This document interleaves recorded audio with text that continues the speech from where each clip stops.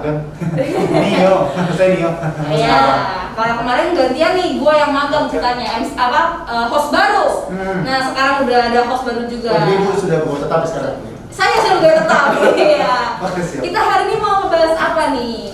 Hari ini kita akan membahas dua topik yang menarik tentang pelayanan dan spiritualitas SCY. Iya, jadi sobat-sobat Aci, kita sebut-sebut Aci nih ya. Iya. Sobat Aci di rumah, saksikan terus pembahasan berikutnya bersama dengan dua narasumber kece kita, yaitu ada Romo Warjito dan Mbak Ani atau Jolia Anastasia Ani. Oke. Baso. Baso. Baso. Baso. Bakar semangat OMK. Bakso. Kang Gita mana ya? Udah jam segini belum nyampe-nyampe. Kan udah janjian mau ngobrol.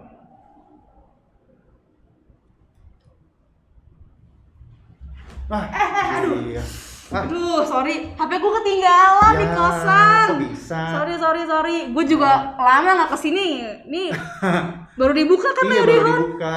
Pas banget baru dibuka. Udah Aduh. bisa di sini deh. Sorry ya nih, gue telat nih, nggak enak nih gue bikin lo nunggu lama. Gue udah lama nggak kesini ya. Udah gitu, Lu lupa sekarang jalan masuk. gue lupa jalan masuk. Udah gitu tadi di security kan disuruh cek dulu ya.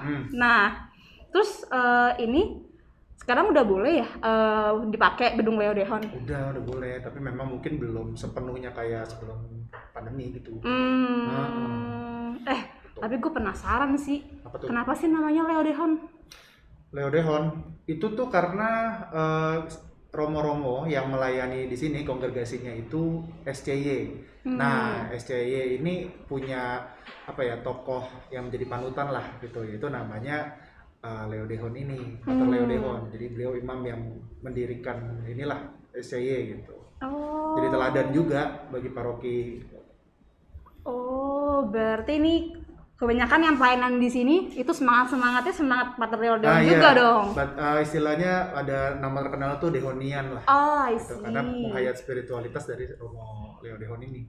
Oke. Terus kita mau ngapain nih, Nio, ceritanya? Nah, hari ini kita akan kedatangan dua tamu spesial nih. Nah, kita katanya bakal ngobrol-ngobrol nih. Iya, jadi hari ini kita akan bahas kurang lebih dua topik yang dimana dengan dua narasumber yang spesial banget. Wih, udah kayak martabak ya, keluarnya dua spesial. Luar biasa. Luar biasa. Oke. Nah, Nio, ya kita udah kesenangan banget nih, udah datangan dua narasumber yang tadi kita bilang spesial kayak martabak. Luar Mungkin biasa. boleh kita kenalin dulu kali Nio. Boleh. Di sini kita kedatangan dua narasumber, yaitu pertama ada Romo Hadiano Warjito.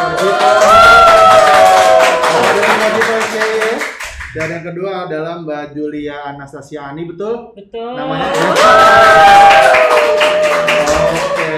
Perkenalan singkat dulu kali ya. Boleh. Oke. Jadi Romo Warjito ini pernah bertugas atau berkarya di paroki kita nih, di paroki Santo Stefanus Cilandak, yaitu di tahun 2004 sampai 2008, betul Romo? Yes. Iya, oke. Dan Romo juga singkat cerita waktu 1982 Romo ini ditabiskan. Jadi kurang lebih sudah usia berapa Romo? 30 lebih ya? 39. 39 tahun, luar biasa. imamat luar biasa. Dan Romo juga pernah belajar ya di Roma ya, betul ya Romo? Benar. Saat ini Romo menjadi sekretaris di bagian misi, betul Romo? Benar. Itu di rumah SCY di Jakarta Timur ya? Iya, Cipinang Cempeda. Cimena. Oke, siap. Iya. Dan fun fact nih guys, Romo Warjito ini pernah menjadi aktivis juga. Atau sampai sekarang masih aktivis Romo? Ya memang harus aktif. Ya. Luar biasa. Oke, baik. Untuk Mbak Ani, ini adalah salah satu aktivis gereja juga, yang dimana Mbak Ani ini tuh dari kecil sampai remaja, dewasa aktif di gereja. Bahkan ketemu sama jodohnya di gereja. Widih. Dan juga punya anak, sampai anaknya juga aktif di gereja. Wah, luar biasa. biasa. Panutan banget nih kayaknya Panutan ya untuk banget. kita orang muda-muda pada saat ini. Betul. Yoi. Apa kabar Mbak Ni? Baik. Luar biasa deh. Oke. Ya, jadi ini kita mau mulai dari Romo Jarjito dulu atau Mbak Ni dulu? Romo Wajito dulu kali. Romo Jarjito dulu ya. Iya. Ada yang deg-degan soalnya deh. Sebelah Kalau ada yang deg-degan ya. Oh, siap. Oke. Jadi Romo, kita nih hari ini mau membahas tentang dua tema yang cukup besar. Jadi nggak besar. Pertama itu ada spiritualitas dari SCY. Yang kedua tentang pelayanan Romo. Jadi untuk spiritualitas SCY kita berharap ingin tahu banyak sebenarnya Romo tentang penghayatannya dan kurang lebih kayak seluk-beluknya lah tentang SCY gitu loh. Jadi sebenarnya tuh apa sih spiritualitas SCY itu Romo?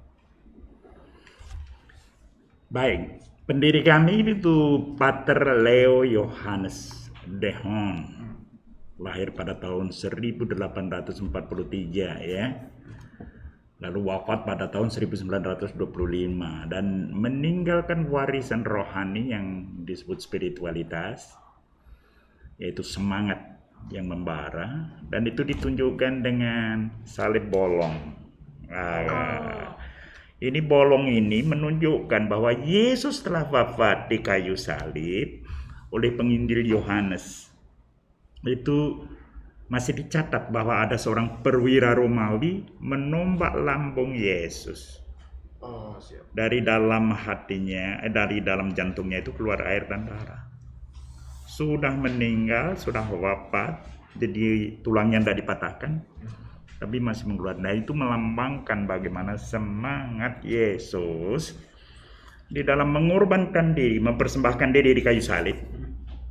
Itu benar-benar sampai habis. Jadi sepenuhnya dan seutuh-utuhnya ya. Ya, itu lalu nanti dicatat oleh pujangga gereja bahwa yang air dan darah itu melambangkan sakramen-sakramen gereja. Jadi gereja yang adalah tubuh mistik Yesus Kristus itu tak henti-hentinya melayani kita semua dengan aliran air dan darah yang melambangkan benar-benar jati diri Yesus karena memberikan jantungnya kepada dunia. Wah, dalam banget ya. Dalam banget sih Itu. Kita nih yang orang muda kayaknya. Aku yang- Waduh. Aku yang dengar kok agak baper ya. Jadi untuk sedikit nasnya ya, kalau teman-teman ingat bahwa aku lupa nomornya berapa, tapi kurang lebih bunyinya mereka akan memandang pada dia yang mereka tikam. Begitu benar ya? Itu Yohanes Iya. bab 19. Oh iya, terima kasih Romo. Iya. Baik. Nah, Tapi nih Yoni, gimana? kayaknya kalau ke Romo Wajito tuh ibarat kata kalau kita makan berat kali ya. oh iya oke. Boleh ya, kita nyemil dulu nih, ngobrol-ngobrol singkat dulu sama Mbak Ani. Wah, Iya. iya. Mbak Ani ini juga salah satu yang aktif juga di gereja sampai saat ini dan banyak ketukan juga sama anak muda seperti kita. Mungkin boleh singkat cerita nih Mbak, ceritain tentang Mbak Ani ini sudah berapa lama sih aktif di gereja? Mulai dari kapan Mbak? Kalau aktif kira-kira aku nggak tahu ya, mulai dari komuni pertama itu tuh udah mulai ikut kegiatan nyanyi sih mostly, terus sampai sekarang sih sebenarnya ya pengen nyanyi gitu, cuma kan nggak tahu ngikutin arus aja kemana gitu. Ngikutin arus atau ngikutin suara? Iya. Suara Tuhan sendiri yang Dipertanyakan ngomongin. ya. Berarti dari awal Mbak Ani ini aktifnya di kegiatan paduan suara nih Mbak ya, dari dulunya. Awalnya sih paduan suara anak-anak ya, sampai sekarang ya memang mengikuti Tuhan maunya ngarahin kemana gitu. So kalau nolak ntar gimana dong, nggak ngerti deh. Nah, waktu itu untuk berarti mulai terjun dunia pelayanan tuh ada motivasi tersendiri nggak sih Mbak? Atau waktu itu cuman kayak karena teman-teman banyak nih jadi kayak ikut-ikutan aja atau gimana? Itu Mbak. Nah awalnya sih emang ikut-ikutan ya, karena kan nggak tahu mau ngapain diajak ke sini ya, ayo ini ayo. Cuma lama-lama ada yang menggelitik aja sih gitu. Karena bertemu dengan banyak orang beda, akhirnya ngomongnya beda, mau ikut kemana sampai ya menemukan diri sendiri. Sebenarnya motivasinya ya lebih kayak setia aja sih. Setia. Dulu bapakku pernah bilang sih, setia pada perkara kecil gitu. Nah, aku merasa dari hal kecil yang aku lakukan bisa sampai saat ini, lebih kayak gitu. Setialah pada perkara-perkara kecil, maka perkara-perkara besar akan ditambahkan kepadamu. Nggak tahu ayatnya Nggak gitu ya? pokoknya katanya ada lah di situ. Jadi kalau kita setia dengan perkara kecil, maka Tuhan mempercayakan perkara besar kepada kita gitu ya. Amin. Ini kayaknya kalau Nio tuh emang lebih banyak ya. Nah, quotes kayak itu tuh dia ahlinya teman-teman. Kayaknya ya. Aku pasti banyak belajar. Nah, tadi kan Mbak Ani katanya nih di awal ikut teman-teman nih, ya kan? Nah, dari awal tuh pasti adalah suka dukanya bareng teman-teman, terus tiba-tiba teman-temannya udah pada nggak ada, tinggal Mbak Ani sendiri. Coba ceritain nih Mbak, suka duka Mbak Ani selama pelayanan seperti apa? Kalau suka dukanya sebenarnya lebih kayak kalau kita melayani sesuatu terus orangnya nggak puas atau baperan gitu, udah pusing deh. Karena pasti dari kitanya nggak akan berkenan gitu, sampai ya kayak gitu gimana, bingung mau A salah mau B salah kan. Udah gitu, aku sih mengalami yang nggak enaknya ya begitu. Kalau cuma masalah nggak bisa mengerjakan sesuatu mah bisa belajar gitu. Kan hati orang siapa tahu. Benar-benar. Ya kan kalau orangnya begitu. Tapi kita memang merasa sudah Tapi kita sudah melakukan, artinya sudah melakukan yang terbaik, tapi nggak berkenan. Nah itu tuh paling berduka. Paling berduka ya, udah setengah mati ngerjain ya kan. Tapi dalam mendapatkan kedukaan seperti itu nih gitu ya, apa sih yang menguatkan Mbak Ani gitu untuk tetap aktif dalam pelayanan sampai sekarang? Kan kadang nih kalau yang udah sih di sini kayaknya saya nggak kejadian, cuma saya lihat di gereja lain gitu. Iya, jangan percaya di sini enggak ya. Nggak, di sini mah Di sini luar mah biasa. luar biasa. Jadi kalau misalnya ada gesekan atau gimana di dunia pelayanan tuh kayak langsung mutung, terus nggak pernah mau ke gereja lagi kayak gitu. Waduh. Nah itu gimana tuh Mbak bisa punya kekuatan untuk tetap aktif di pelayanan? Kalau dari keseluruhan mungkin klise ya, tapi ini yang aku lakuin sih, doa sih. Walaupun males, kadang udah males banget, ya udah tanda salib aja gitu. Kalau berkurang malesnya, tanda salib Bapak kami, selesai, udah gitu. Ya bertambah lagi ada Salam Maria gitu. Baru tapi seperti itu jadi kemalasan itu. Cuman ya puji Tuhan, berkumpul sama orang-orang yang tepat itu juga membantu untuk memulihkan sih. Jadi awalnya begitu, kalau lagi males doanya begitu, nggak doa ya tanda salib ditambah akhirnya jadi banyak. Nah mulai deh muncul semangat lagi gitu. Berarti punya support system ya, Mbak punya support system di dalam dunia pelayanan gitu. Harus ya? sih, menurut saya sih harus. Sama tetap menjalin, walaupun pelayanan ribet nih kesana kemari dan lain sebagainya, tetap meluangkan waktu untuk berkomunikasi secara intim dengan Tuhan gitu ya. Iya. Oh, udah kayak Martha dan Maria ya. Iya, oke. Tadi Mbak Ani menyinggung tentang berdoa nih, tapi sejauh ini nih ada nggak sih devosi khusus yang Mbak Ani lakukan, misalnya novena atau mungkin rosario atau waktu-waktu khusus yang Mbak Ani sempatkan untuk berdoa nih Mbak? Aku lebih suka doa itu pagi hari. Jadi bangun tidur itu bangun ya langsung sih doa, biasanya itu momen, karena kalau udah ngerjain macam-macam nggak bakalan ada waktu, kita nggak akan kepikiran untuk punya doa. Percaya nggak sih? Bener nggak? Iya, benar. Hebat.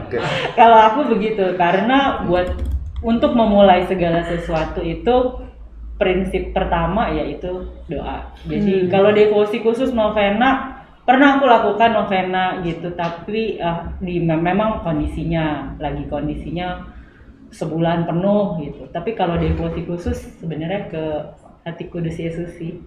Oh, Gitu, luar lebih biasa. ke itu maksudnya. Tapi kalau secara spiritualitasnya masih mencarilah ya. Jadi bisa dibilang spirit itulah yang membuat Mbak Ani juga Semangat. aktif ya, dan punya rasa semangat tuh pelayanan, karena kan kadang kita nggak tahu nih motivasi orang untuk datang ke gereja tuh untuk apa ya Mbak. Ada yang ingin mengisi kekosongannya dia, ada juga yang ingin tadi ngikut teman-teman, Tapi kalau nggak diimbangi sama tadi yang Mbak Ani lakukan, ya mungkin itu akan kosong kali ya.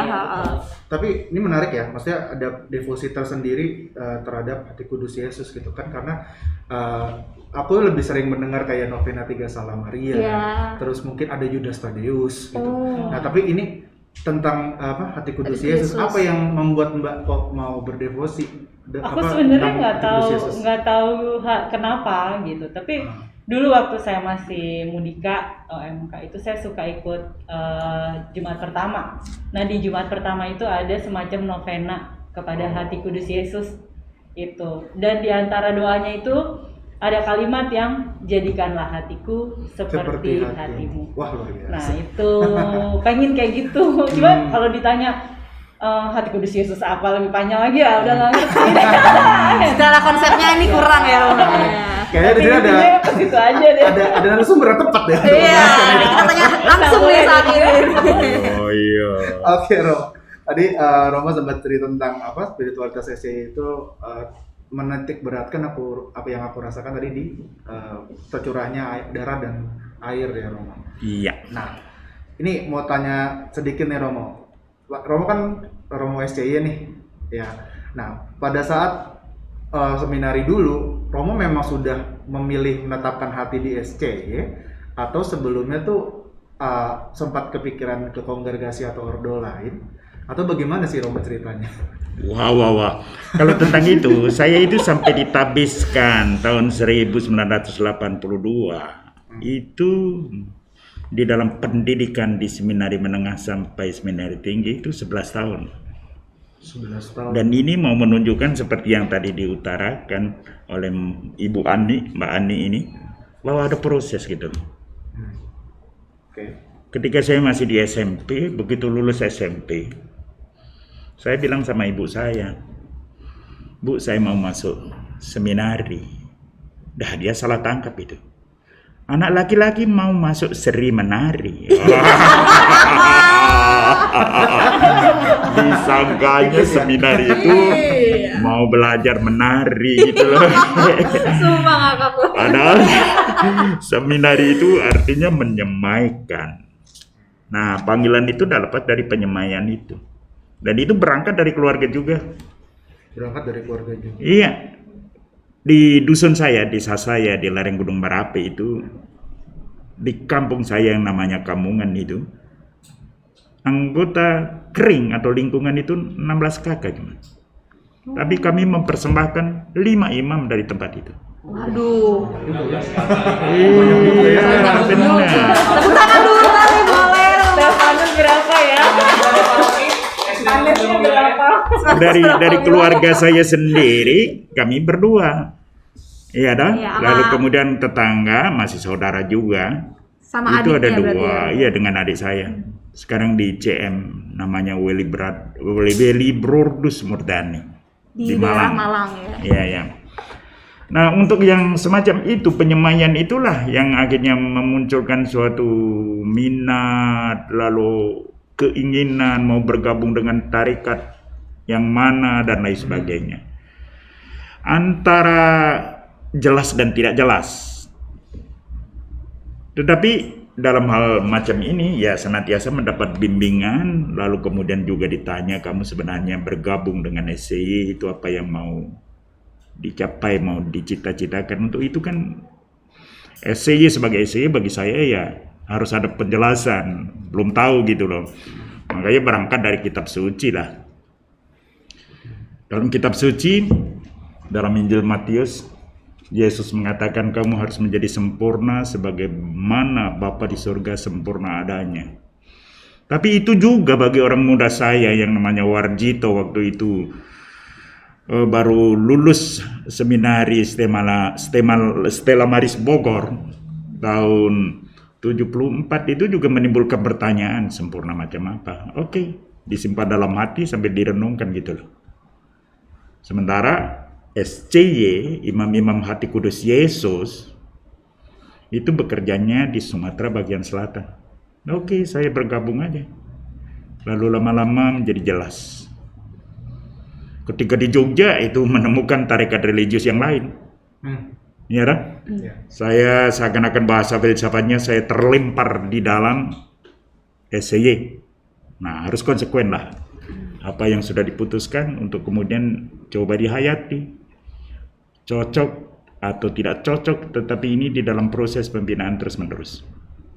Setiap tahun kami ada retret. Setiap bulan itu ada rekoleksi untuk mempertajam yang namanya spiritualitas, semangat yang berangkat dari hati yang ditombak itu tadi. Hati itu sebenarnya kalau dalam bahasa Latin cuore, ya, core, atau dalam bahasa Inggris itu heart. Tapi di bahasa Indonesia tidak diterjemahkan jantung. Kalau ditanya, kami ini imam-imam dan ada brudernya juga dari jantung Yesus, ya, jantung Yesus. Kalau dia terjemahkan secara konsekuen gitu ya. Ya kan? Jadi kalau kalian melihat apa itu devosi hati kudus Yesus, toh, yang dimunculkan kan jantung. Iya sih. Tuh. Itu. Iya ya, menarik ya. Iya. Kenapa dong. bukan Jantung. apa jantung kudus Yesus ya? Iya, tapi hati kudus Yesus. Ya.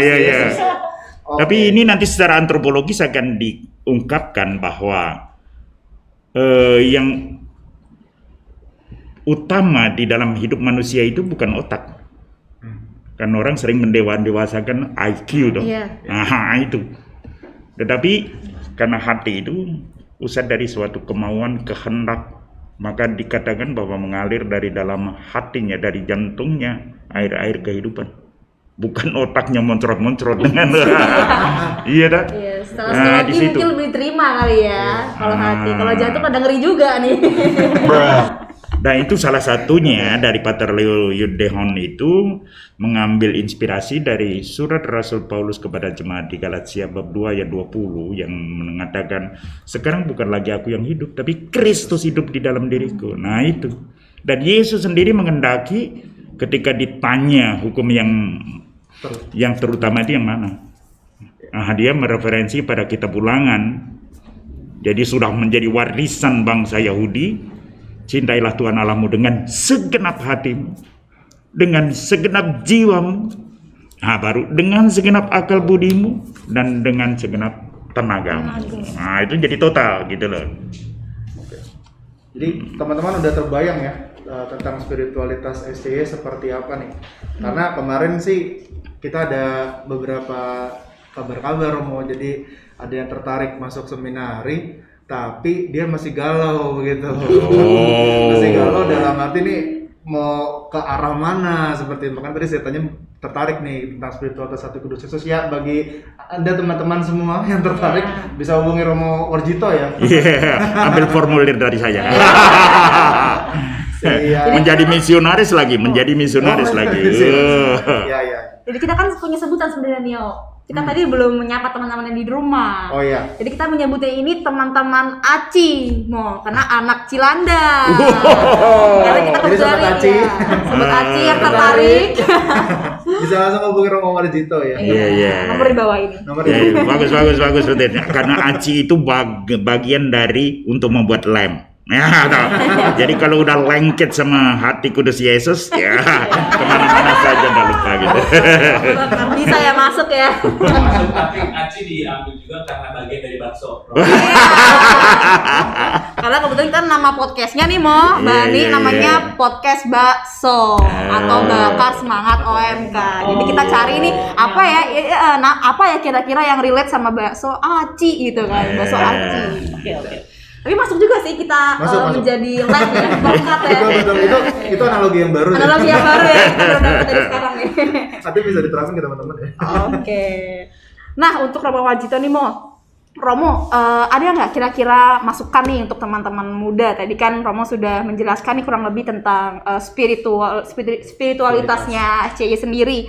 Nah, untuk kaum muda nih kita sebenarnya sedang kebakar lagi nih semangat-semangatnya. Tapi juga ada beberapa mungkin yang redup karena nggak pernah ke gereja lagi. Kayak sekarang nih baru hari ini nih kayaknya nih gedung Leo Deon dibuka lagi nih ada nggak sih mungkin dua kata yang menjadi penyemangat untuk kami khususnya para Aci lovers di rumah, dan mungkin kita juga bisa sedikit curhat kali ya Nio. Boleh. Jadi selama perjuangan kita OMK ini kembali aktif lagi itu juga bisa dibilang tidak mudah ya. Betul. Karena yang biasanya gereja itu nggak ada kasus pandemi aja kita susah ketemu gitu loh Bu. Sekarang ada pandemi gitu kan, makin susah lah kita. Cuman puji Tuhannya kita ada beberapa kegiatan nih Mo yang saat ini sedang berjalan. Salah satunya kita ada EKM atau Ekaris Kaum Muda yang itu biasanya kita adakan sebulan sekali. Itu bisa paling banter itu 100 OMK Mo, dari segala penjuru